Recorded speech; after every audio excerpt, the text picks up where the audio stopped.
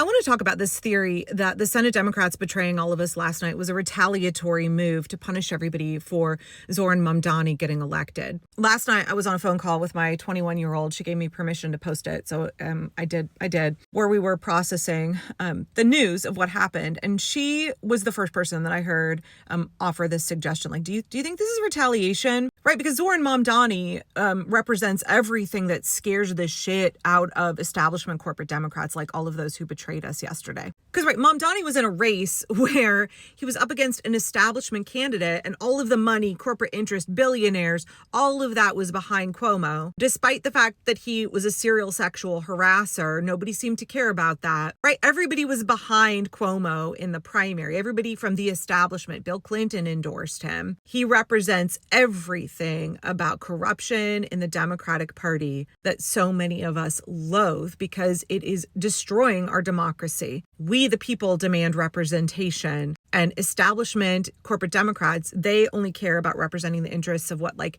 Walmart and the airline industry. That's what we saw yesterday. So the fact that Zoran Mamdani was able to defeat somebody from a political dynasty who was backed by all that money, who is like the epitome of corporate establishment Democrat, that really rattled all of these guys. That really rattled Senate Dems. It really rattled all the power in the Democratic Party, all of the money that is running the Democratic Party. So my kid was like, is this a retaliatory move by establishment Democrats? Because the kind of folks who voted yesterday, and like, let's just be really clear here, right? There were 8 senators who voted to betray all of us, but they are not the only ones who supported this move yesterday. They only needed 8 in order to have this cloture vote go through. But there were a lot more of them behind the scenes. Look, y'all, I know that we're hearing from legacy media, corporate media, we're hearing from even under the desk news that, these were just 8 rogue senators and Chuck Schumer had nothing to do with this.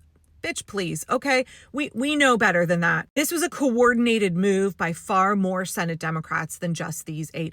After all, the 8 that voted yes are either retiring or they will not be up for re-election until at least 2028. That was coordinated. It has the stink of Chuck Schumer all over it. He can say, like, I didn't vote for this. Yeah, he orchestrated this. I'm sorry, y'all. There's no other way to interpret this. There were far more Democrats in support of this move than voted for it. So I firmly believe Indivisible is making the same call. If you're actually a number of Democrats in the House are making this call. Ro Khanna, I think, was the first one. If your Senate Democrat voted no, you don't actually know that their no vote was a legitimate opposition against what happened yesterday, unless they publicly call for Chuck Schumer to be removed as Senate Minority Leader.